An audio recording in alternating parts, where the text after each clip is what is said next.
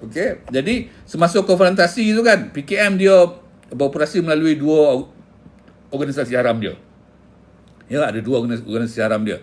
Satu, Tentera Pembebasan Melaya. Dia dah tukar nama lah. Malayan National Liberation Army, MNLA. Yang bertanggungjawab untuk melancarkan perjuangan bersenjata. Satu. Yang kedua, Liga Pembebasan Nasional Melaya. Ataupun Malayan National Liberation League. Yang bertanggungjawab melancarkan perjuangan secara berperlembagaan. Dan juga beberapa aspek-aspek yang sah ataupun tak sah segi undang. Dia ada dua.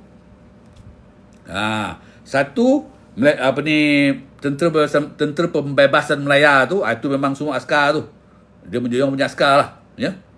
Itu kerja dia memang berjuang lah, pergi perjuangan senjata lah. Satu lagi, Liga Pembebasan Melaya. Yang ni, dia ni kebanyakan ada kat luar ni. Dia semua kat luar. Ya. Jadi dia semua ni kat luar. Dia ni lah yang berusaha sedaya upaya untuk bergerak secara halal ataupun haram. Tapi dia orang yalah, dia nak macam mana? SB gitu kat luar tu lagi bijak. SB gitu, cawangan khas tu kat luar tu lagi terror pada dia orang. Jadi segala usaha-usaha dia orang nak menubuhkan kata orang persatuan, parti-parti, semua dapat tahu, ini ada abang geng-geng ni. Tak kena proof lah. Ya, tak kena proof. Okey. Jadi untuk menjayakan konfrontasinya masa tu kan, Indonesia menjalankan kegiatan subversif dan pengitipan dengan menggunakan rakyat tempatan yang berjaya dipengaruhinya untuk menyokong Indonesia menentang Malaysia. Ini kisah masa Indonesia dengan Malaysia konfrontasi lah. Serentak itu juga kan, PKM dan PKI saling berhubungan masa zaman konfrontasi tu, untuk menjayakan hasrat mereka bersama. Maknanya Dan nak naik ke Tanah Melayu, kau nak naik ke Indonesia. Jadi kau kena tolong Dan dan tolong kau lah. Kau abang dan adik. Macam tu lah. Okay? Pada permulaannya kan, sejumlah kader PKM dari Johor, Selangor, Perak kan, dihantar ke Indonesia tau. Ni nak start dah buat strategi alliance kan. Untuk mendapatkan latihan ketenteraan dan juga dengan mendapatkan latihan ketenteraan, dengan matlamat bila balik ni kan dia ni boleh jadi jurulatih untuk dia melancarkan semula perang gerila. Tapi kan bila pada tengok itu kan, dia tak fikir kau hantar ke Sanun, PKI Sanun tu ada kata orang ni professional army-nya background nak melatih orang. PKI kat Sanun ada experience dalam jungle warfare ke? Nampak tak? Kau nampak tak tu? Itu bagi Pak Long kan, defeat the purpose lah. Makna tak bermakna tu kalau kau hantar orang kau pergi Sanun, kadir-kadir kau Sanun, kau buat latihan ketenteraan. Baik kau buat latihan kat tompek kau je. Ya. Konon-konon tu matlamat dia nak membentuk pengkalan di hutan dan melancarkan perang gerila dengan dikoordinasi oleh gerila komunis kawasan sempadan. Jadi maknanya dia hantar okey pergi training. Konon-konon ni macam kita dulu, askar komando kita dulu kan.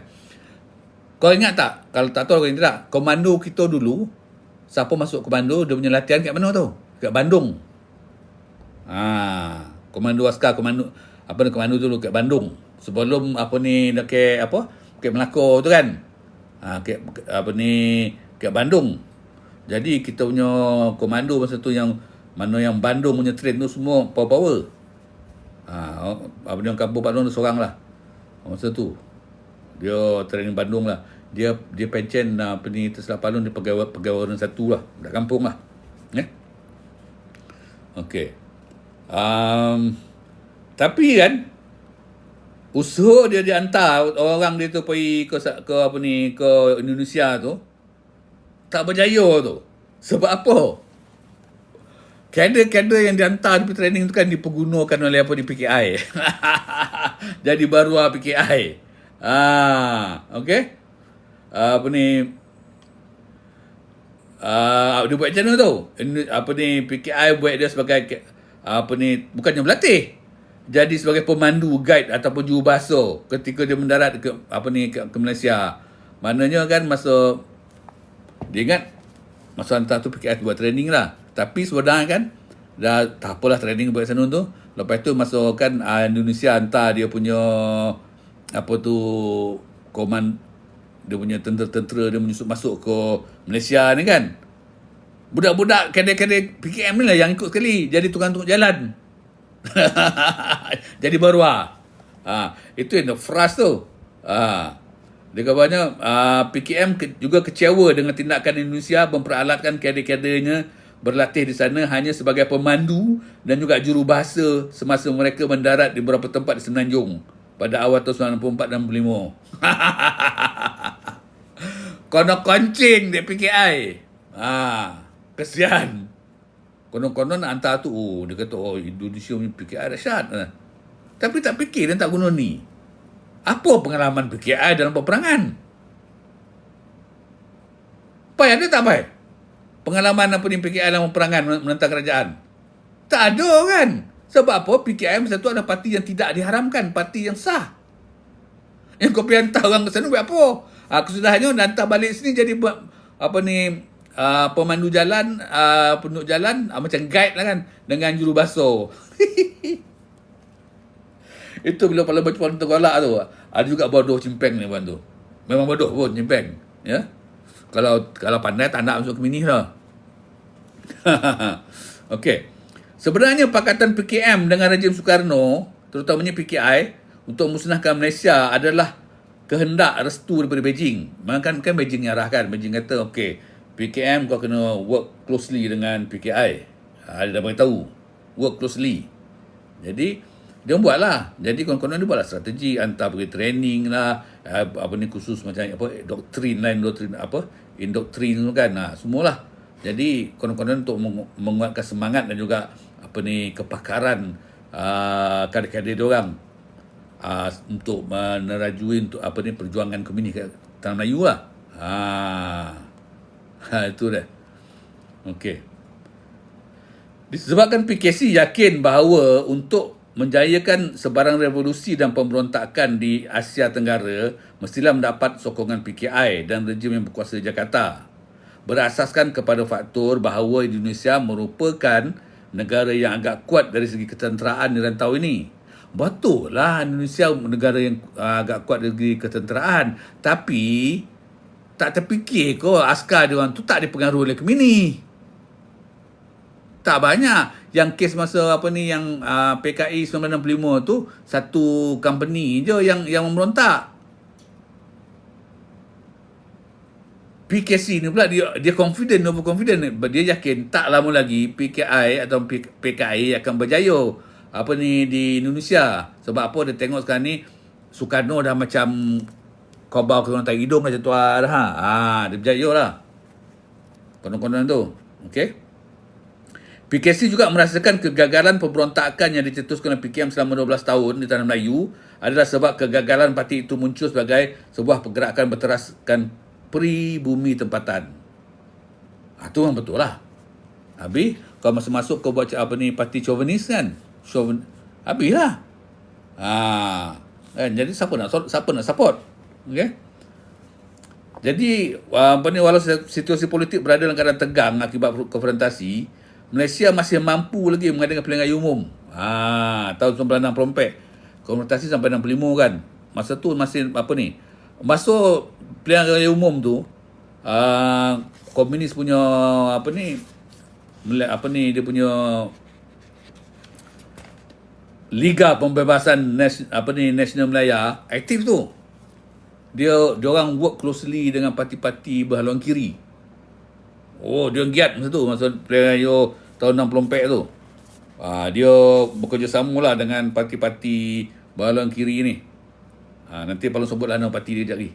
Masa pilihan raya tu kan, dalam pilihan raya tu PKM sekali lagi cuba mengambil kesempatan untuk meluaskan pengaruh dia, cuba lagi ya. Okey. Masa pilihan raya umum tu kan tahun 64 tu kan, PKM sekali lagi cuba mengambil kesempatan nak memperluaskan pengaruh dia. dengan masuk ke dalam parti-parti politik bersayap kiri. Dia masuk. Pak Long tak nak sebut nama parti-parti politik bersayap kiri tu ya. Pada tahun 1994 korang tahulah parti apa kan. Ya. Dan dia pun ada juga dia punya wakil-wakil untuk bertanding tu. Akan tetapi usaha PKM untuk mempengaruhi rakyat menentang dan menjatuhkan parti perikatan melalui pilihan raya gagal. Sekali lagi. Sebab apa? Segala parti-parti golongan kiri yang disokong semua kalah. Okey. Sebaliknya parti perikatan yang menggunakan isu konfrontasi berjaya meraih sokongan rakyat masa tu. Dan ini terbukti dengan kejayaan cemerlang parti perikatan dalam masa tu. Okey. Untuk memperkukuhkan lagi kerjasama PKM-PKI serta rejim Soekarno, PKM dengan restu pemerintah Indonesia telah menubuhkan Liga Pembebasan Nasional Melaya di Jakarta. Dia buka dia punya pejabat ke sana lah. Liga Pembebasan Nasional Melaya ke Jakarta. LPNM ataupun Liga Pembebasan Nasional Melaya ditubuhkan untuk mengkoordinasi kegiatan anti Malaysia. Pada masa sama PKM meneruskan rancangan dan langkah untuk memperkuatkan yang punya organisasi ketenteraan dia orang. Dengan bawa masuk sedikit demi sedikit lah slowly kan melalui Liga Pembebasan Nasional Melaya tu yang dekat luar ni kan. Dia slowly dengan dakyah dia pujuk anak-anak muda terutamanya kaum Cina lah masuk ke hutan, okey, jadi regulami lah. Dia buat tu. Dia aktif lagi tu. Walaupun kita punya cawangan khas kita pantau kan, tapi masih terlepeh juga lagi. Ada yang lepeh ya. Tak banyak lah, tapi ada yang lepeh lah ya.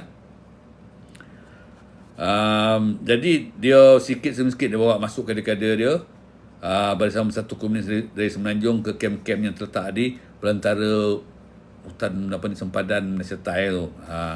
PKM juga memenuhi tanggungjawab dia membantu dan melatih gerila-gerila Parti Komunis Thailand. Pasal Thailand pun dah ada Parti Komunis lah. Jadi dia pun bantulah sebab dia orang lagi experience ya. Itu boleh cakap tu. Tindakan dia orang pergi hantar dia orang punya kader-kader pergi ke Indonesia tu satu tindakan yang bodoh, yang bangang. Dia nak latihan ketenteraan kat situ. Apa? Dia orang dah cukup terlatih dah. MPAJA dah cukup terlatih dah, dilatih oleh Force 136 masa tu. Dan kalau dari segi jungle warfare, Gemini lagi terror lah. Ni kau pergi hantar orang kau ke Indonesia, kau nak suruh belajar apa? Belajar cakap Indonesia. Itu satu tindakan yang tak termasuk di akal lah, tindakan bodoh lah pada Jimpeng ya. Okey. Kezaliman lah bagi Pak Long lah ya. PKI ni masa tahun 1965 tu ya. Gerakan 30 September 1965 yang dianjurkan oleh PKI gagal tu masa tu. Masa tu dia dah confident, dia anjurkan macam pemberontakan lah. Jadi politik Indonesia pun untuk ubah. Gerakan 30 September 1965 ni adalah satu gerakan di mana kezaliman yang dilakukan oleh dia satu ketumbuk kecil ketumpukan kecil askar di Indonesia tu, dia orang macam dia memberontak tau. Dia tak tapi pemberontakan tu tak lama. Masa tu kena Soeharto pangkat kenal. Dia ambil take over, dilawan balik. Okey. Jadi gerakan 30 September yang didalangi oleh PKI itu gagal, politik Indonesia pun berubah. Kerajaan Orde Baru di bawah pimpinan Matu dah naik Jeneral Soeharto berjaya ambil alih pucuk pemerintahan Indonesia dan serta-merta menamatkan konfrontasi di tanah Melayu. Pukulan yang diterima oleh PKI di Indonesia pun turut melibatkan samalah dengan PKM, tamparan pang apa taknya. Apabila saja PKI gagal dalam ada punya operasi 30 September tu kan, PKI 30 September tu, carilah buku pada kisah tu menceritakan bagaimana pemberontakan PKI ni sampai ke kemuncak dia, sampai dia berani nak bunuh jeneral-jeneral membunuh jeneral-jeneral TNI masa tu. Ada Ramai jugalah jeneral-jeneral yang terbunuh tu.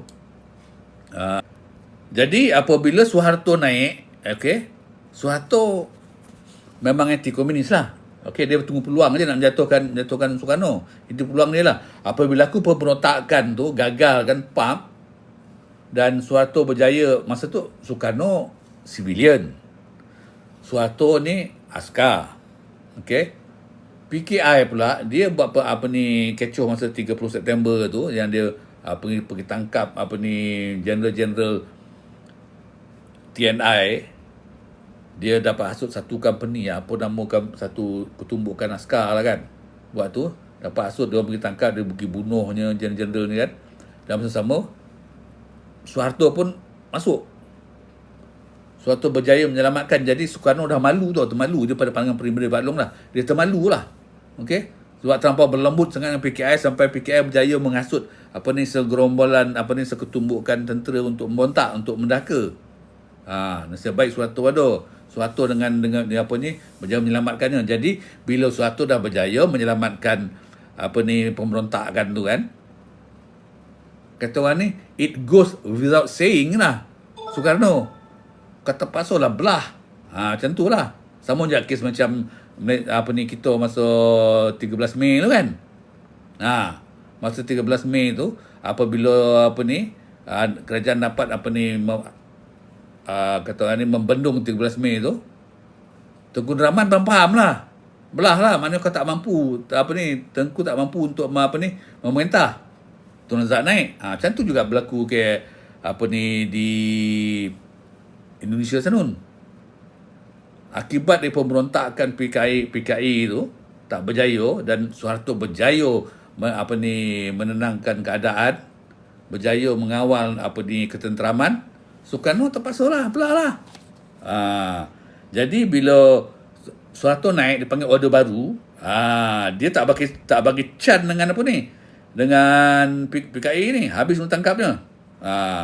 Jadi pemerintahan Order Baru Indonesia bersikap anti komunis, bertindak menutup pejabat perwakilan LPNM. Kan LPNM muka pejabat ke Jakarta kan. First kali tutup, pergi balik, ditangkap. Anggota-anggota ditangkap.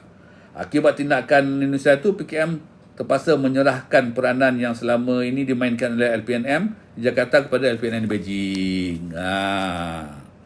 Okey, walaupun agak kecewa dengan kegagalan PKM merampas kuasa di Indonesia yang tamatnya konfrontasi, PKM terpaksalah bergerak bersendirian. Dia meneruskan kegiatan tu melalui organisasi satelit dia. Organisasi satelit tu maknanya adalah dia punya cawangan-cawangan dekat luar tu, bertopengkan mungkin kesatuan sekerja ke, bertopengkan persatuan-persatuan kebudayaan ke, persatuan belia ke, ada lah. Tapi apa pun memang semua dipantau di SB kita. Jadi dia pun bergerak-gerak melalui organisasi satelit dia orang di seluruh negara lah. Menerusi langkah tersebut, PKM diberharap untuk membentuk semula Barisan Bersatu dia. Dipanggil Barisan Bersatu dalam lapangan politik, sosial, ekonomi dan pelajaran. Macam Pelong kata lah, PKM ni kan, dia punya teknik itu kan, dia try ni salah, buat yang ni. Jadi tak boleh buat yang ni. Dia pusingnya, ulang balik. Tanpa dia menyedari komunis dah tak relevan kat tanah Melayu. Dia tak berpijak di bumi yang nyata. Okey? Dia tak nampak yang tanpa bantuan ataupun sokongan daripada orang Melayu, PKM tak boleh bertapak. Itu. Okey. Jadi kan, dia balik, dia patah semula. Okey, sekarang ni dia bentuk Barisan Bersatu, dan dia arahkan Barisan Bersatu ni, maksudnya Barisan Bersatu ni kat luar ni. Dia kumpulan-kumpulan satelit dia orang ni, organisasi satelit dia orang kat luar ni, dia panggil nama dengan Barisan Bersatu.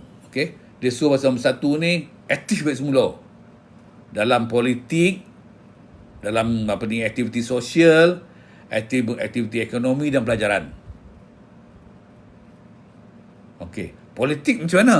Politik maknanya Dia orang punya, kata orang dulu kita panggil minion kan, dia punya ejen-ejen tu. Jadi anggota-anggota ni kat luar ni, dia ada anggota bawah tanah dekat luar ni, ya. Dia orang ni dia join politik. Parti mana dia masuk? Tentulah parti-parti pembangkang masa tu. Okey? Parti-parti yang berlawan kiri, ataupun lagi satu dia suka menyeruk di topengan parti yang menggunakan perkataan demokratik, nasionalis ataupun sosialis, ya. Ini kenyataan tu. Bukan paling-paling nak cerita. Lepas tu kalau sosial macam mana? Sosial aktif dalam bidang sosial lah. Segala kata orang ni kelab-kelab ataupun persatuan-persatuan yang ada dia aktif. Masuk juga. Meresap masuk. Contohlah misal kata persatuan ni contoh lah kan, persatuan Cina Kuala Pilah. Contoh ya. Persatuan Cina Gombau macam tu lah kan. Dia masuklah, dia aktif. Tapi dia slowly sebab dia long term tu. Dia daripada tahun 1961 sampai 62 sampai 68 punya plan tu. Sebelum dia membontak kali kedua. Okey. Lepas tu ekonomi macam mana? Okey, ekonomi dia orang pun menego. Nak cari duit. Kan fund untuk apa ni? Untuk kata orang PKM. Kita tak tahu berapa banyak kan syarikat-syarikat ataupun kedai-kedai yang ditubuhkan tu, yang banyak kayak bandar-bandar tu kan, adalah di belakang tu company. Sebab apa? Dia perlukan kewangan juga. Tapi dia hati-hati lah. Sebab apa? Pergerakan dia orang diikut rapat oleh BSB. Tahu-tahu PAP pun tangkap masuk ISA. PAP pun tangkap masuk ISA. Masa tu dengan ada ISA ni kan, itu bagi Pak Long, ISA ni bagus sebenarnya.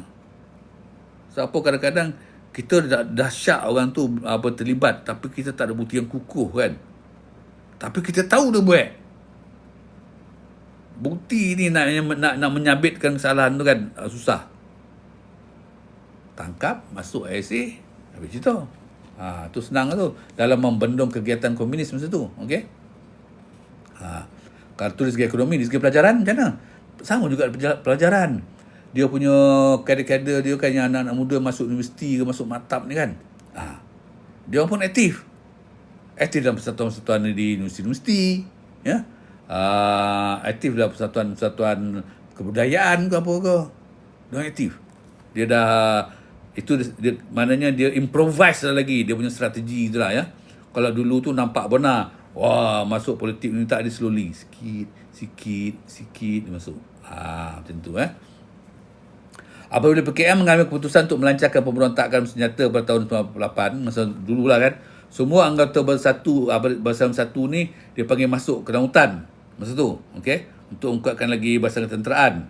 Tindakan tersebut telah menyebabkan Bersama Satu yang selama ni menguasai Kesatuan Sekerja hampir lumpuh. Yalah, masa pemberontakan 98 tu semua yang pasukan Bersatu yang dalam kat luar kan semua masuk hutan.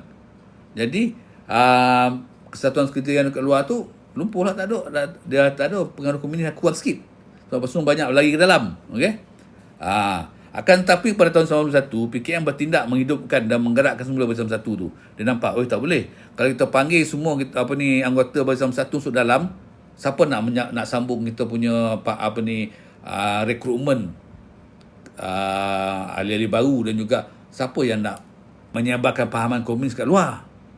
Kita ni silap, tak boleh. Kita kena hidupkan semula. Mana Bersama Satu kena aktif. Jadi PKM bertindak menghidupkan dan menggerakkan semula Bersama Satu dalam organisasi satelit. Dan pertubuhan-pertubuhan dia buat pengaruh dia. Jadi hidupkan semula. Itu yang lepas tu dia bagi mandat kepada pertubuhan Bersama Satu, dia orang bergerak dalam politik, sosial, ekonomi dan pelajaran. Okey? Bersama Satu komunis mempunyai polisi tertentu dalam usaha untuk menetapkan peranan dan tanggungjawab yang diserahkan oleh PKM. Okey? Mulai tahun 1964, Bersama Satu komunis telah mengurangkan tumpuannya pada perjuangan bercorak perlembagaan. Maksud tu, perlembagaan tu maknanya dia dah tak adalah nak buat persatuan. Okey? Nak tubuhkan persatuan. Tak. Sebalik dia kan, dia menyerap masuk persatuan lain yang dah ada tu. Okey. Lepas tu dalam masa yang sama pula, PKM ni dia terpengaruh dengan perkembangan di Indochina. Jadi dia sebab dia suruh Barisan Bersatu ni buat rekrutmen banyak, nak buat masuk orang ke dalam hutan. Sebab apa, masa tahun 60-an ni kita nampak peperangan di Indochina tu telah menyebelah kepada pihak komunis. Kita nampak mereka makin tersapit di Vietnam Selatan, di Laos dan di Kamboja. Vietcong dengan bantuan Vietnam Utara dah bertambah kuat. Khmer Rouge pun dah bertambah kuat masa tu. Jadi dia terpengaruh juga lagi tu. Dia paksa juga Barisan Bersatu, okey, sampai tu buat rekrutmen. Kita nak tak mau lambat ni kata. Siapa maknanya bagi dia, kalau kalau masa di Indochina tu kan sekarang dia tengah hebat. Komunis tengah hebat dalam pengaruhnya kan, telah berjaya menawan ke negeri-negeri, daerah-daerah dalam Vietnam Selatan, Kampuchea dan Laos kan dikuasai oleh Pak Komunis. Jadi dalam masa sama dia kata kita pun kena buat macam tu juga. Kena get ready, tak boleh tunggu lagi ni. Okey, lepas tu Barisan Bersatu mempunyai polisi tertentu dalam usaha untuk mempertingkatkan peranan dia lah. Okey. Mulai 1964, Barisan Bersatu Komunis telah mengurangkan tumpuannya pada perjuangan mencorak perlembagaan. Macam cakap tadi lah. Okey. Dia telah ikut dengan perjuangan komunis di Indochina. Jadi dia terpaksa lah mengatur langkah, merekrut seramai orang lah untuk berjuang secara militan dalam negara kita.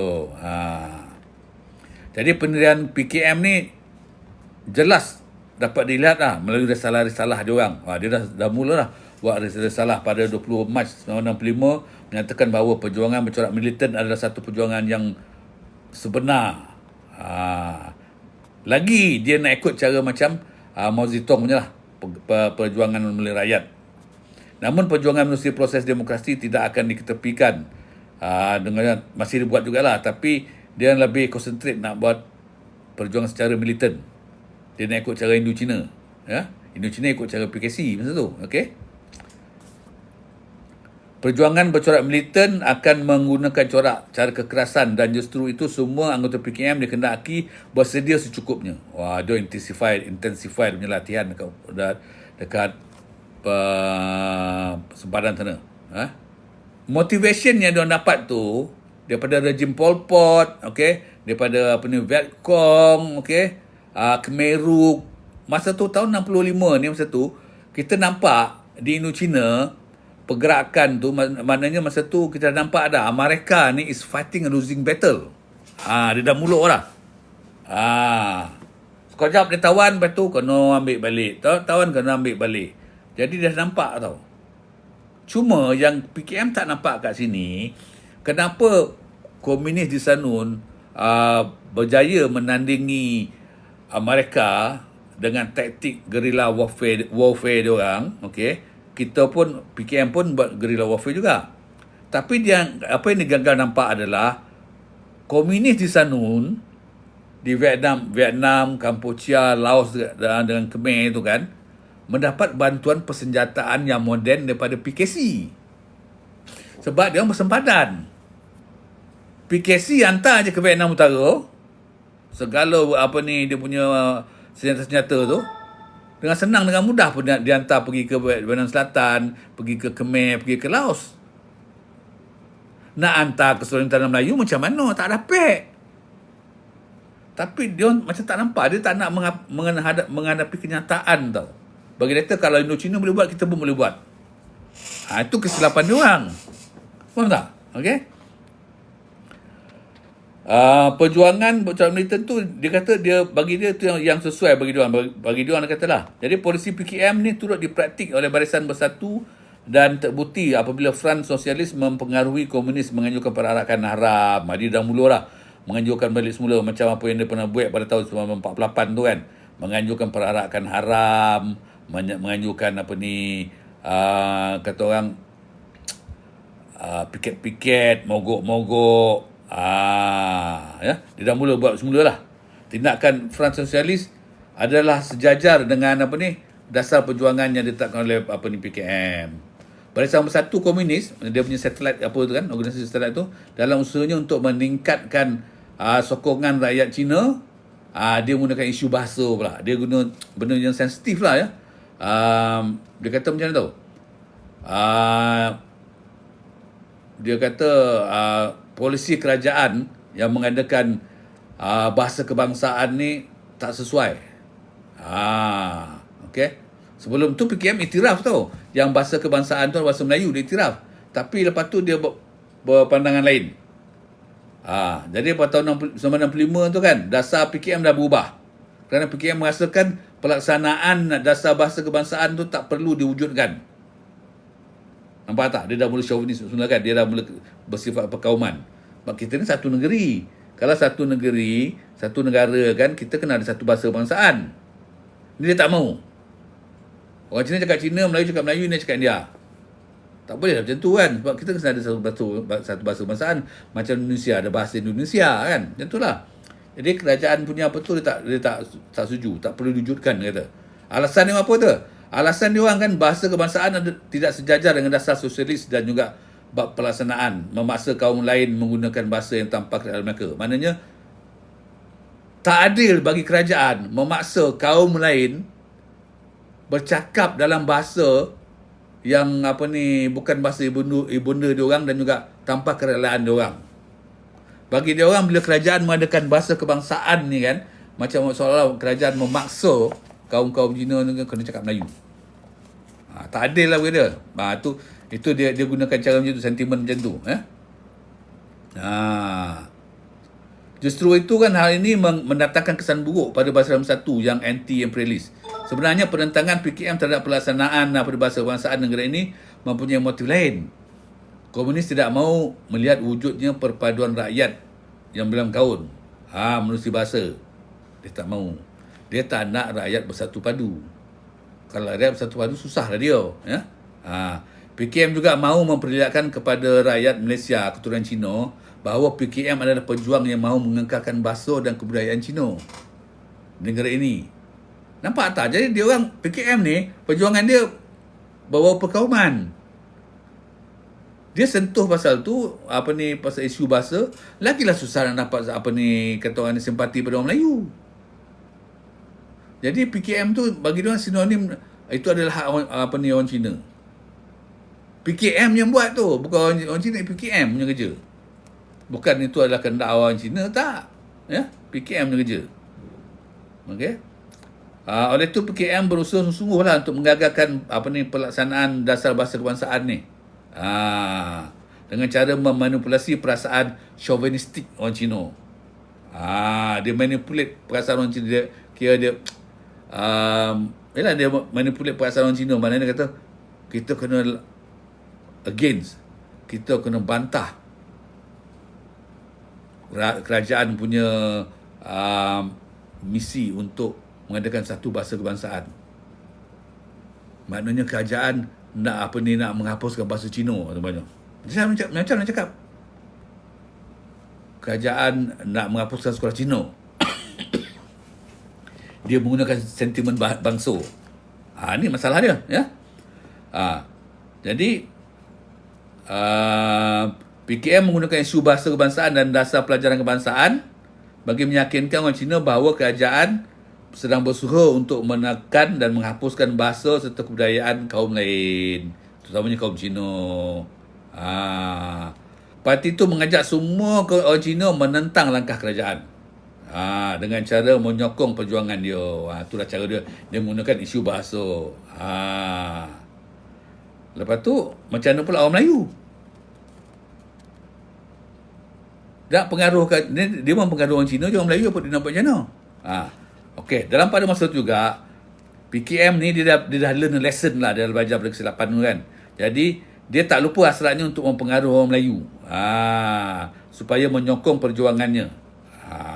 Parti ni PKM dah lama sedar tu bahawa revolusi yang dilancarkan tak akan berjaya sepenuhnya tanpa sokongan orang Melayu. Dia tahu, ya. Oleh demikian PKM sentiasa menganggap orang Melayu sebagai satu kaum yang patut dijadikan sasaran istimewa dalam kegiatan subversif diorang. Concentration tu kat orang Melayu dah. Kita kena kuatkan kita punya sausi kita orang Melayu pula. Okey. Tapi itulah dari segi ideologi dan falsafah, agama Islam dan pandangan komunis tak pernah bersama. Bila apa? Bila Melayu ni adalah Islam. Jadi ideologi komunis dengan ideologi Islam tak sama. Tak boleh. Itu masalah dia tu. Dengan sebab itulah orang Melayu sekali lagi kan, sekaligus sebagai penganut Islam, suka nak menerima daerah-daerah komunis ni. Jadi macam mana cara dia orang? Dia tetap juga tak nak berkuasa sebab dia tahu tanpa Melayu dia takkan boleh berkuasa. Nampak? Kan? Kalau dulu ni kan cerita politik tak best pula kan. Dulu pembangkang kan. Kalau macam Perikatan atau Barisan Nasional tu dah memanglah ada gabungan kan. Tapi yang bangkang ni bangkang je. Sekali tiba-tiba pump. Lantaran kuasa, lantaran nak memerintah kan. Lain cerita kan. Pandailah kau fikir kan. Mana-mana cerita lah benda ni. Politik pun tak nak. Tapi terpaksa sebut sikit lah. Ya. Bila kita cerita pasal ni. PKM tetap tak berkuasa. Usahanya untuk mempengaruhi orang Melayu. Untuk menentukan keberkesanan usaha diorang, PKM memperkukuhkan lagi Jabatan Kerja Melayu yang sedia ada dalam organisasi dia. Maknanya dalam organisasi dia ada Jabatan Kerja Melayu. Ialah itulah ada Abdul Sidi, Rashid Maidin dalam tu, ya.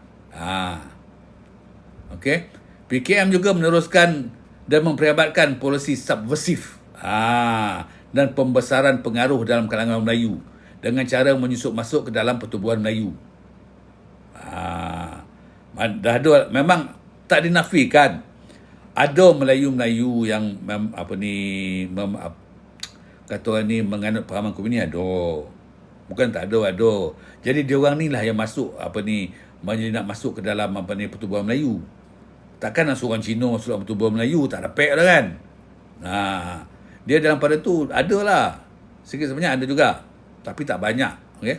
PKM menggunakan cara dan pendekatan ini yang pernah digunakan oleh PKI untuk mempengaruhi orang Islam di Indonesia. Dia nak ikut cara PKI lah ya. Macam konsep Nasakom ataupun nasionalis, agama dan komunis. Dia nak cubalah nak buat tu. Tu ciptaan Soekarno turut disebarkan dengan harapan orang Melayu dapat menerima dia. Lain. Melayu di tanah Melayu ni dengan kata orang ni, maaf ya, sahabat-sahabat kita di seberang sanun, dia punya kata orang ni macam sebut semangat jati diri ataupun semangat kemelayuan dan keagamaan tak sama. Kita kat sini kan, kalau kita dah memang orang Islam kan, kita tetap ikut berlandaskan Islam, ya.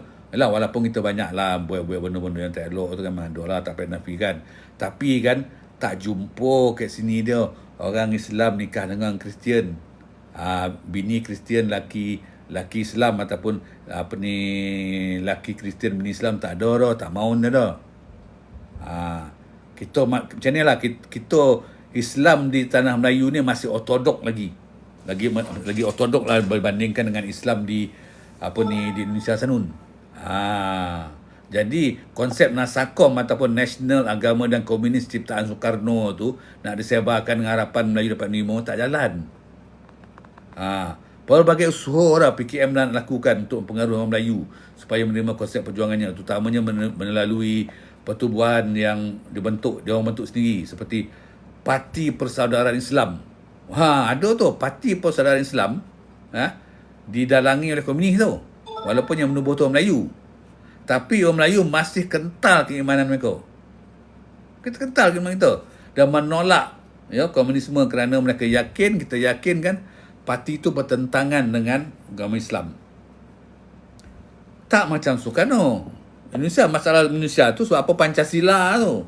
Paling pun tak tahu macam mana lah kan, sampai yang okeylah ada yang baik dia. Pancasila tu kan mana semua penduduk Indonesia cakap satu bahasa memang. Tapi yang ada yang tak kono tu, kita tak nafikan banyak ulama-ulama ke Indonesia, banyak. Ya, yang bagus banyak. Tapi ada yang tak kono tu membolehkan perkahwinan antara agama. Islam boleh kahwin dengan dengan Kristian, kau ikut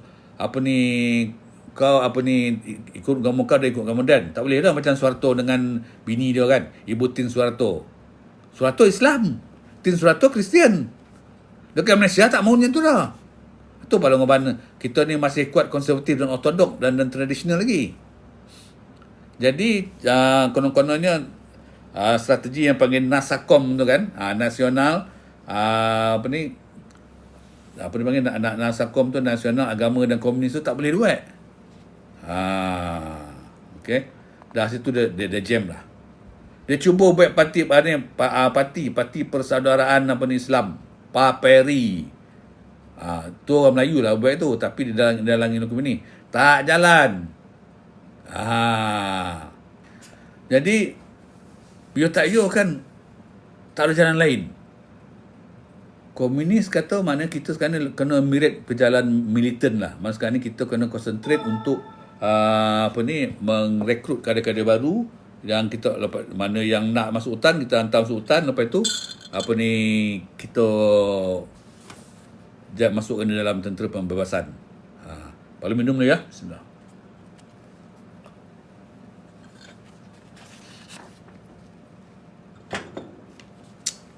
Alhamdulillah.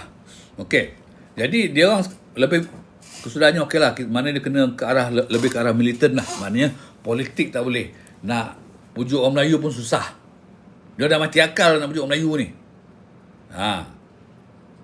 Pelaksanaan polisi PKM yang di atas yang cakap tadi kan, polisi perjuangan militan. Okey. Dia dia dah buat dia dah buat garis panduan lah polisi perjuangan dia orang. Pertama, polisi perjuangan militan. Ini ketenteraan lah ni, kekerasan lah. Lepas tu polisi bahasa kebangsaan. Lepas tu polisi untuk menarik dan mempengaruhi orang Melayu. Sampai polisi anti Amerika. Ya. Dia semua ni dia bergantung pada dia punya satelit dah. Tapi semua tu gagal.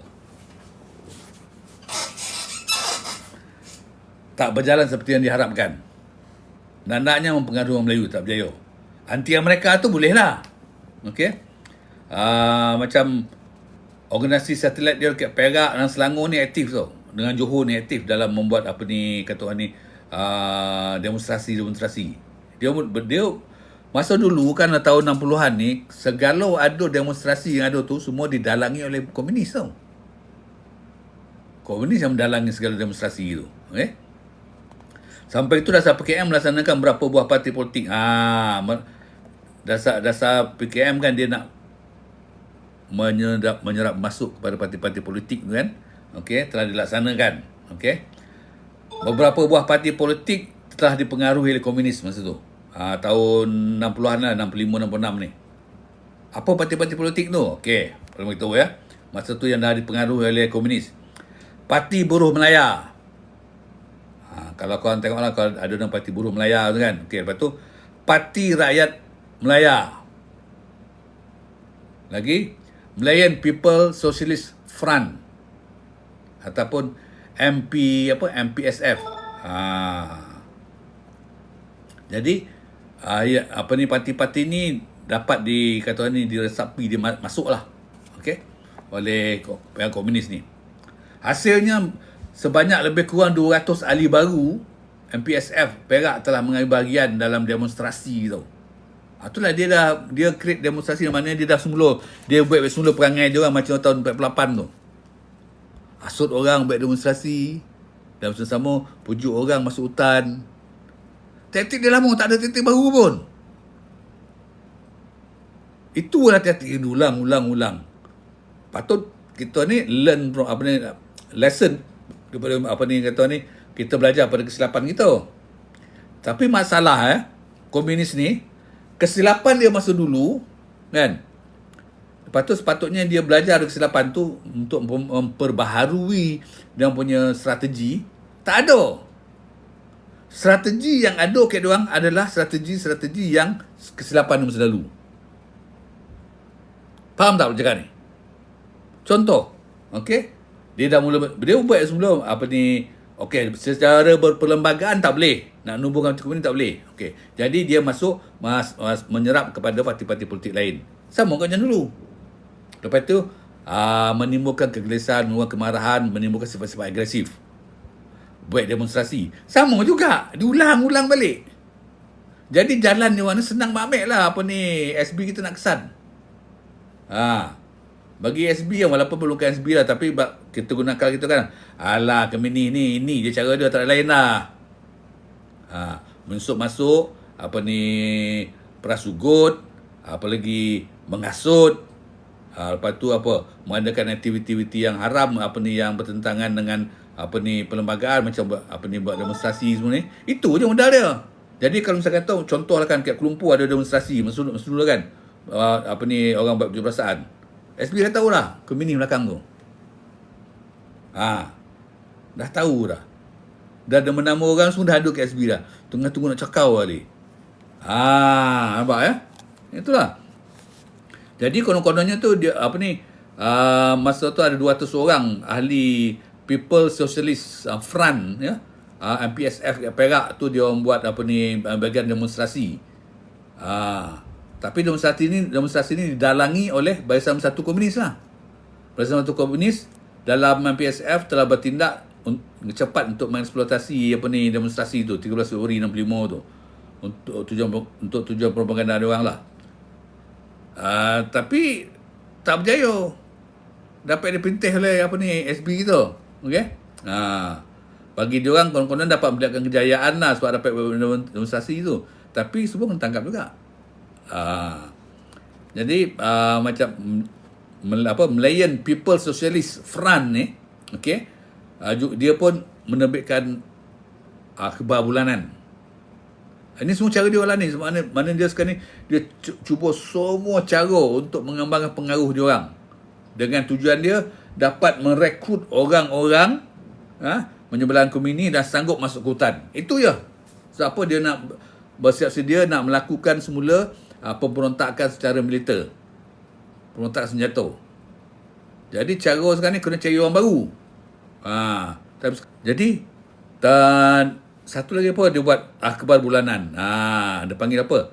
Berita ringkas yang menyiarkan propaganda dan hujah-hujah Barisan Bersatu Komunis yang menggesa Malaysia ditumbangkan.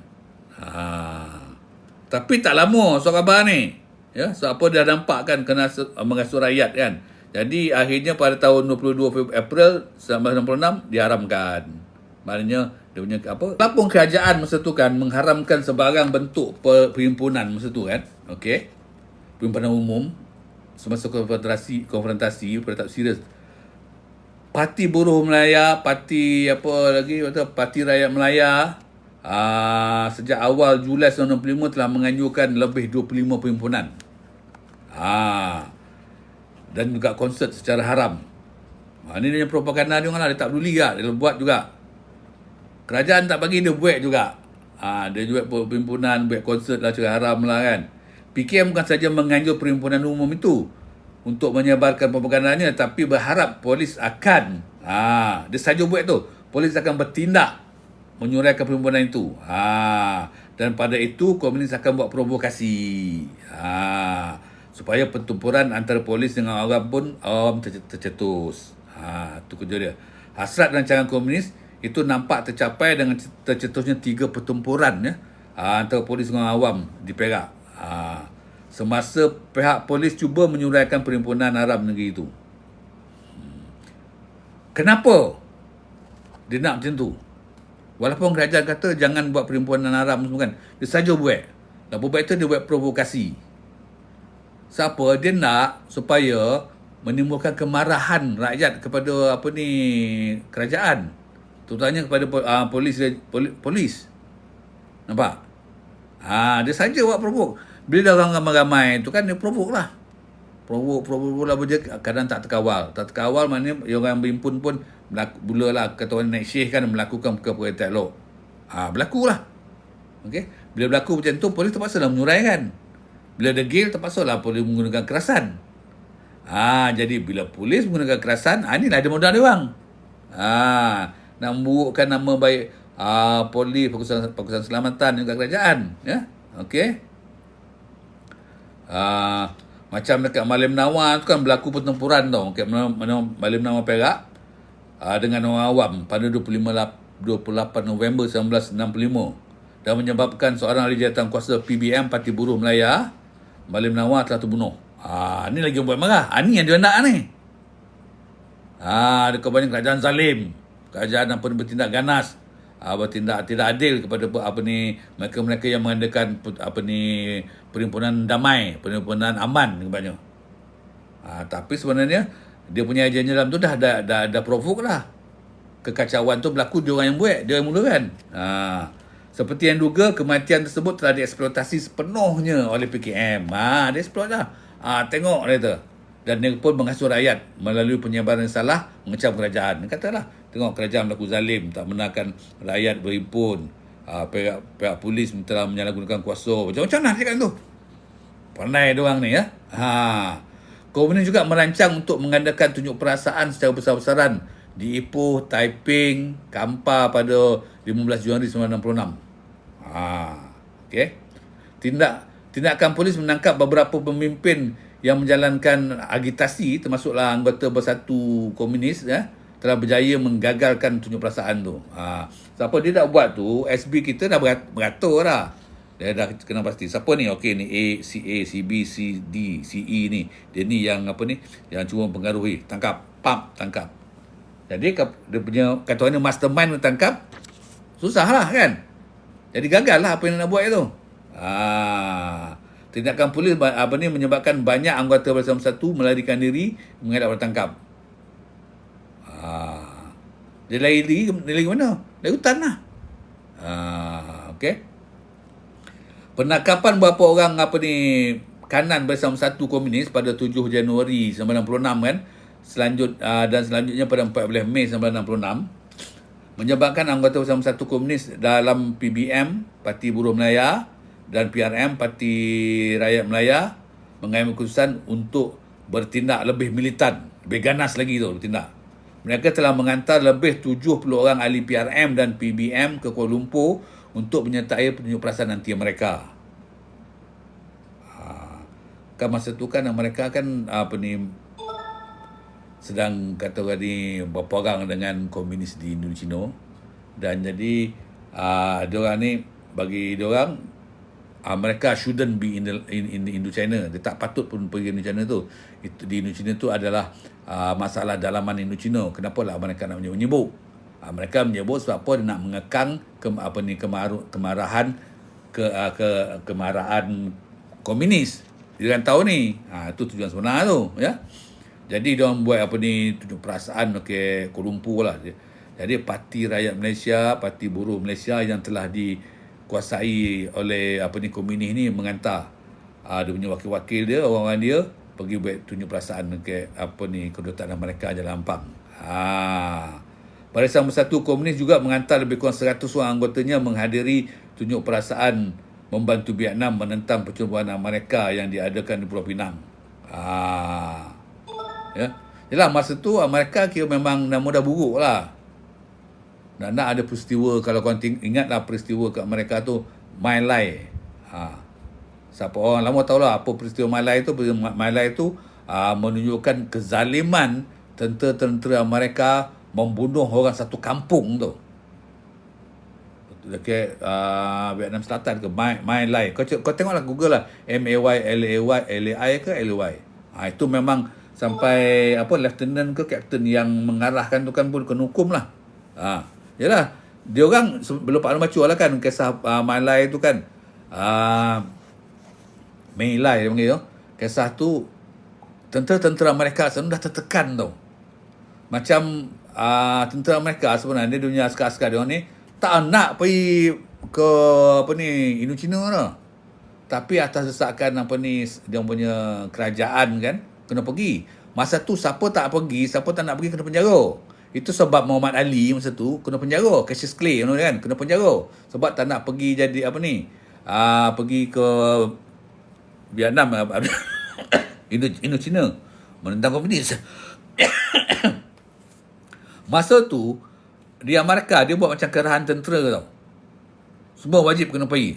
Berapa setahun ke 2 tahun macam dia panggil tour tu Vietnam. Kena pergi sanun.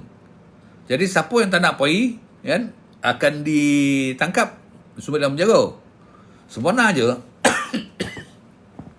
moral tentera-tentera Amerika di Vietnam pada tahun 60-an kan dah rendah lah. Jadi diorang berada dalam keadaan yang panggil waktu-waktu tertekan tau. Itu sebab satu platoon tu dia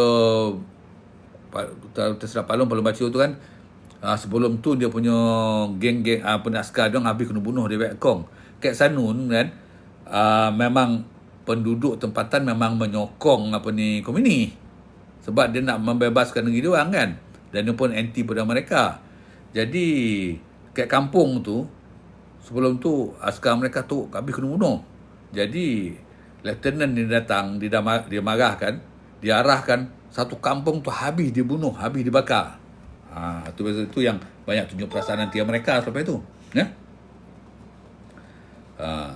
Benda tu dilakukan oleh askar mereka yang dah kata orang ni dah kata orang ni pressure dia tu kan dah ni lah, dah sampai tahap yang dia akan melakukan benda yang di luar nalar lah ya.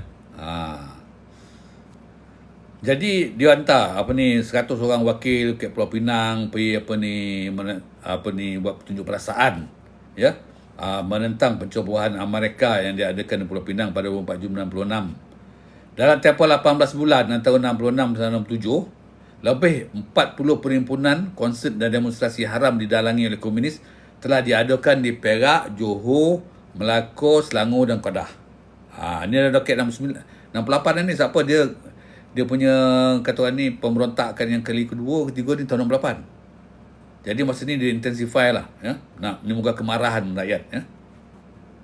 Dia segala isu yang ada dapat diadakan, dia akan gunakan. Isu Amerika ke, isu di Vietnam ke, semua digunakan. Janji ada sebab untuk rakyat berhimpun. Itu cara dia orang macam tu ya. Kadang-kadang pro-komunis dalam Parti Buruh Melaya juga menganjurkan hartal pada bulan November 97 untuk memprotes penurunan nilai mata wang.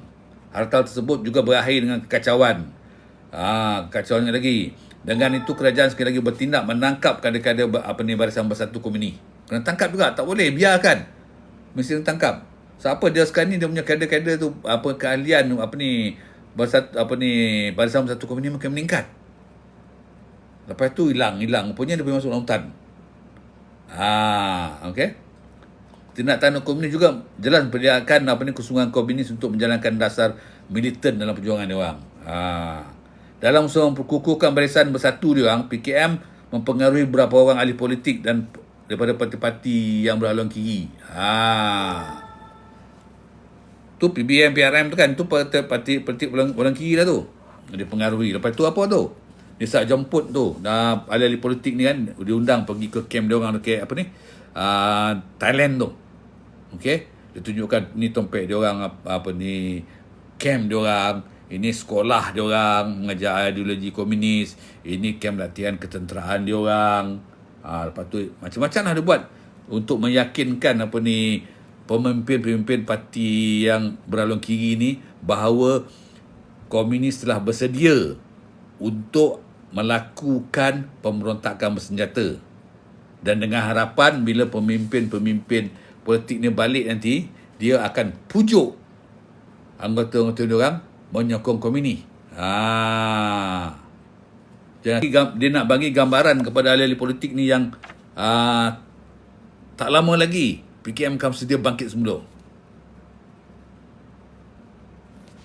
Sebab dia orang nak adakan parti politik dia tak boleh. Jadi dia gunakan parti-parti yang berhaluan kiri ni. Dan dengan harapan ahli-ahli parti berhaluan kiri nanti kemudiannya akan menganggotai PKM. Apabila perjuangan militan ataupun guna harta bersenjata dia ada kan. Apa pandangan tuan tentang Abu Mat Chimpeng dibawa masuk ke Malaysia? Dah bawa masuk belum Abu dia? Belum kan? Tak usah tanya saya lah, tanya ke askar-askar pun cukup lah. Semua mengamuk. Gila kau. Satu individu yang telah mengkhianati negara, lepas tu kita nak bawa masuk baik semula dia punya mayat dia. Pergi duduklah dekat apa tu, dekat tempat, dekat Anyai tu, perkampungan komunis, duduk situ lah. Tanam kat situ lah, buang kat situ lah. Tak mau lah, bumi tanah Melayu tak mau menerima komunis. Bumi Malaysia ini tidak mau menerima kehadiran ataupun apa sajalah yang komunis ni. Sorry. Kita dah banyak menderita. Berapa ramai yang telah terkorban. Berapa ramai yang telah cedera. Berapa ramai ibu kehilangan anak, isteri kehilangan suami, abang kehilangan adik, adik kehilangan abang. Bapak anak kehilangan bapak, banyak dah. Nak bagi masuk ke Cipeng? Tak nak, Palun tak nak. Palun jangan declare openly, sorry, no way. Janganlah buat masuk. Okay. Jadi itulah dia cara dia sekarang ni. Dia panggil ahli politik tu. Jadi dengan harapan lah bila ahli politik tu keluar kan, kata, wah, dia akan cerita lah, oh ya, aku dah pergi dah dekat camp komunis kan. Tempat dia canggih. Dan diorang dah bersedia dah ni. Jadi kita kena menyokong. Diorang nak ni parti berhaluan kiri. Berhaluan kiri ni maknanya indirectly dia support komunis lah. Berhaluan kiri ni anti kerajaan lah tu ya. Pembangkang lah, pembangkang. Tapi ada kat pembangkang berhaluan kanan kan. Maknanya dia pembangkang tu for the sake dia membangkang kerana tak sama selari pendirian parti. Tapi ada yang jadi pembangkang tu sebab dia berhaluan kiri, sebab dia mengamalkan pahaman komunis ataupun sosialis. Ada tu, okey. Yang ni dendaknya tu. Okey. Kita haraplah itulah Pak Balong cerita pasal kisah perjuangan komunis ni Non Jamilah. Dah berapa hari dah, 4 hari 5 hari dah Balong cerita pada awal sampai kesudahan ni kan sampai dia menyerah meletak senjata. Balong nak ceritakan biar bukan saja anak Melayu, anak Malaysia nampak tak ada guna dia komunis ni dah. Okey. Tu lah. Tak ada gunanya komunis lah bagi Malaysia ni. Ya. Okey. Jadi itulah dia propaganda komunis dalam nak memujuk ahli-ahli parti berhaluan kiri ni untuk menyokong mereka dengan membawa masuk pemimpin-pemimpin dalam hutan. Tengok, cantik tompek, dah bersedia. Kau keluar nanti, kau kena asut orang-orang kau supaya menyokong komunis. Macam itulah dia, cara dia ya. Sejak tamat Daurat pertama tahun 60, Saki-Baki unit gerila yang terselamat daripada digempur dari Pekatan Selamatan berundur ke kawasan selatan Thailand ya. Itu untuk mentengah lah, dia kenali nama Batong. Dalam proses penyusunan semula apa yang dia buat masa tu, okey, dari tahun 61 sampai 67 68 tu itu panggil penyusunan semula tu. Dalam proses penyusunan semula ini, PKM diberi nama baru. Dia tak guna PKM lah, rebranding lagi. Kita tak boleh letak Parti Komunis Malaysia, tak boleh. Sebab apa orang Malaysia tak menerima nama komunis tu? Habis parti apa nak letak? Dia tanya kan. Kita tukar, kita letak ni, Tentera Pembebasan Nasional Melaya. Nampak tak? Palu berulang kali belum cakap. Komunis ni dia suka bertopengkan perkataan ni. Nasionalis ataupun nasional. Demokratik ataupun demokrasi. Dia suka berlindung di belakang ni. Siapa ikut Palong cerita pada awal kan nampak berapa banyak nama-nama yang menggunakan perkataan nasionalis dan demokratik kan. Itu untuk pengetahuan korang lah ya. Okey. Jadi kan dia tukar nama. Dia tukar panggil Tentera Pembebasan Nasional Melaya. Malaysian National Liberation Army, MNLA. Dua buah pembebasan nasional Melaya ataupun LPNM dan Liga Belia Komunis Melaya, semua disusun semula. Hasil penyusunan semula tu, dia orang berjaya lah meningkatkan dia punya regular army dia orang. Ingat tak masa tahun 60 tu kan, kekuatannya cuma tinggal 400-500 je. Tapi dia ialah semangat dia tu macam mana pun dia nak juga menumbuhkan parti komunis tanah Melayu ni kan.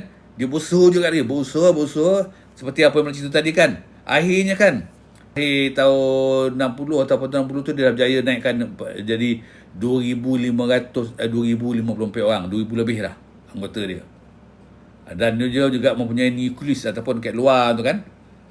Belia-belia benar-benar terlatih, boleh digerakkan bila masuk. Dia ada dua macam ni, dia dah pandai tau.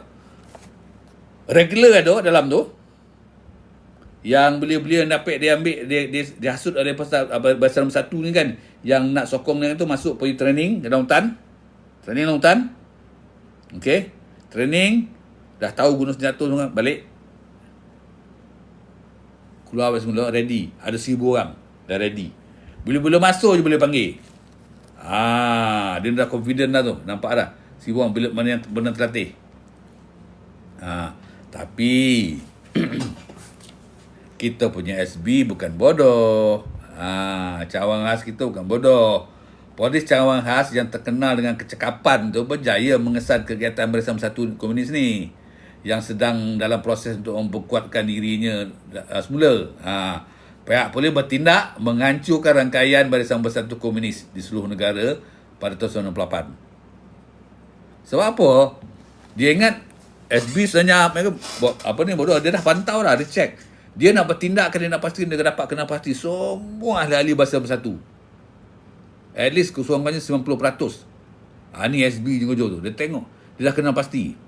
Bila dah kena pasti nanti, bila dapat dia green light, tangkap lah. Itu dia kita punya SB ni punya apa? Punya bagus. Nanti perlu cerita dalam kisah lain ya. Okey. Jadi kan, pihak polis segera bertindak dan menghancurkan rangkaian Barisan Bersatu Komunis di seluruh negara pada tahun 1998. Polis juga berjaya memecahkan rangkaian kegiatan komunis dalam parti politik dengan satuan buruh. Tahun 68 semua dapat. Lama tu polis ikut tu. Dalam usaha menentang kegiatan komunis, salah satu faktor yang memberi kemudahan dan kejayaan kepada polis bertindak ialah dengan adanya peruntukan undang-undang yang memberi kuasa yang luas kepada polis. Undang-undang tersebut dikenali Akta Keselamatan Dalam Negeri ataupun ISA. Okey, telah menyumbang keberhasilan tindakan polis terhadap pergerakan komunis. Macam Pak Long cakap lah, dalam ISA ni kau suspek aja kan, tapi kita dah tahu dia buat, tapi kita tak ada bukti yang kukuh nak dakwa kan. Sampai tangkap, masuk dalam ISA. Tangkap masuk ISA. Ni diorang takut. Itu yang kesudahnya tu kan. Kalau tanya kat sini, siapa yang memansuhkan ISA? Cuba jawab. Padahal Pak Long sokong ada ISA tu. Siapa kata ISA tak adil? Sebab apa? Kalau kita nak tangkap orang ni, kita kena dapatkan semua bukti, semua komplit tau. Beyond reasonable doubt, boleh dapat tangkap. Kalau tidak tangkap saja, kita malu. Padahal kita tahu dah, contohlah macam Pak Long misalnya tu kan. Orang dah tahu Pak Long ni anggota Barisan Bersatu, tapi tak ada bukti. Tapi boleh memang ada. Tapi dengan anda ISA, polis tangkap, masuk. Masa tu ISA memang berkesan. Walaupun komunis pada tahun 1961, masa tu kan dalam proses pemulihan tu kan, sampai 1967 68 ni kan, dia dah berjaya macam cerita tadi kan, yang macam mana cara dia buat ni kan. Polis ikut. Tap. Dia ni besar-besar juga. Pap cokau, masuk. Tahanan. Kayak orang ketepeng di Selak Balong kan. Cek lagi. Ni dia. Tangkap, masukkan. Itulah cara dapat untuk mengekang pergerakan komunis.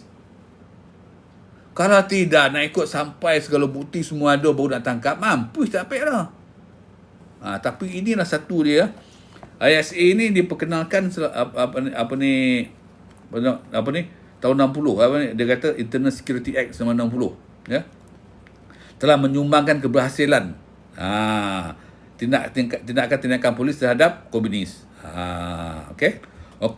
Lepas tu kan, dengan kegagalan kan, dia nak mula angkat senjata lah ni. Dengan kegagalan dasar Barisan Bersatu ataupun United Front, PKM tak ada pilihan lain lah selain daripada melancarkan dasar perjuangan bersenjata. Yalah, dia daripada tahun 61 sampai 68 kan, dia Barisan Bersatu ni aktif tu, rekrut orang tu. Okey. Tapi dia lupa. Kata orang ni kan, orang kata pelanduk boleh lupakan joget, tapi joget takkan lupa pelanduk. Dia lupa, SB follow je. Tap hilang. Kalau tak ada ISA, susah tu. Lagi sonang dia berluasa. Jadi, dia nampak sampai tahun 68 ni ada gagal. Oh, tak boleh lah. Kita kena cepat bertindak lah. Dasar ini dianggap wajar pada PKM kerana diri dia telah merasakan dia dah kuat semula. Apa tak Dia kata dia ada 2,500, 2,000 lebih lah. Anggota dan 1,000 orang lagi boleh dikerahkan serta-merta. Dia dah 3,000, dia kata boleh lah ni. Overconfident. Kalau guna logik lah, kalau Pak Long menjadi pemimpin dia orang kan, kalau setakat dengan 3,000 kekuatan, tak nak dah nah. Kau nak lawan dengan anggota keselamatan dengan senjata yang canggih-canggih dah. Masa tahun 60 ni dah pakai SLR dah, pakai HK dah. Dia punya rifle kan. Kau masih pakai karbain yang lama tu. Lepas tu tak pun dah mula pakai M16 dah. Kau pakai karbain yang lama buat apa? Dari segi persenjataan pun dah tak logik, tak boleh menang lah. Tapi dia nak juga. Dia kata, dasar dia wajar kerana PKM merasakan diri dia dah kuat dari segi ketenteraan. Tambahan pula kejayaan demi kejayaan yang dicapai oleh komunis Vietnam. Memberi rangsangan kepada orang untuk berjuang bersemula. Bodoh. Dia nak samakan diri diorang dengan komunis di Vietnam. Tak dapat dah. Komunis di Vietnam tu, dekat Vietnam Utara tu dah ada kerajaan. Hanoi tu. Ho Chi Minh punya negeri. Yang dia nak serang sekarang ni adalah Vietnam Selatan. Dah kuat dah. Lepas tu segala berkelas senjata yang latest punya persenjataan di dunia masa tu dah dibekalkan di China dah. Dah ataupun Soviet Union. Yang diorang lang hutan tu dekat sempadan tanun tu, senjata apa ada. Dia orang tak berpijak dia punya nyata tau, komunis ni. Okey. Jadi menjelang tahun 68 kan, PKM bersetuju mengambil keputusan untuk melancarkan pemberontakan bersenjata yang kedua di tanah Melayu. Tahun 68. Nampak ya? Tahun 68 ni dah mula. Nanti kita ceritalah apa yang berlaku tahun 68 pula. Memang kita akan pemberontak senjata yang kali kedua pula. Dia tahu. Dia tak bersedia lagi, tapi dia nak juga. Dia tak nyampe-nyampe. Siapa tengok kalau Vietnam boleh buat, kenapa dia tak boleh? Itu yang Pak Long kata, Pak Long komen tu kan, salah satu kegagalan Parti Komunis Melayu ni, dia tak mempunyai leader yang betul-betul bijak, otak yang strategik, yang kata orang ni berpijak dubi nyata. Tak ada. Semua dia punya ketua-ketua, dia orang semua trial and error. Dia nak samakan kalau dia tengok, Hanoi Sanun berjaya mengalahkan Perancis. General Giap, kan General Giap dalam cerita kan, berjaya mengalahkan Perancis di Dien Bien Phu. Dia nak pula, Chim Peng berjaya mengalahkan askar Melayu di Raja dekat Kedah. Tak mahu dia dah. Tengok pula persenjataan komunis di Laos sana, di Vietnam sana, di Indochina sana, tak sama. Ini dah tahun 68 ni dia dah goyah tu. Tak apa, masa tahun 68 Barisan Bersatu diorang tu dah dilemahkan oleh SB gitu. Banyak penangkapan, nubuik semua kan, segala semua kena pantau, dia tak boleh bergerak dah. Jadi oleh sebab dia tak boleh bergerak tu, dia kata, kita dah boleh dah buat ni tiba masa dia kita buat melakukan pemberontakan senjata dah ni. Kita boleh buat, dia kata. Kau nampak tak? Dia decide ataupun buat keputusan untuk membuat pemberontakan senjata kali kedua bukan sebab dia dah bersedia tau. Sebab dia dah out of frustration. Dia dah frust tu tak? Sebab apa? Kalau lagi tunggu lama sekarang, segala anggota Barisan Bersatu dia habis kena tangkap di SB. Nampak tak? Jadi okey. Sekarang kita kena bentak dah. Nanti kita tengok macam mana tahun kisah pemberontakan bersenjata Parti Komunis Melayu pada tahun 1998 ni sampai 1999 dan ni kita tengok macam mana kan.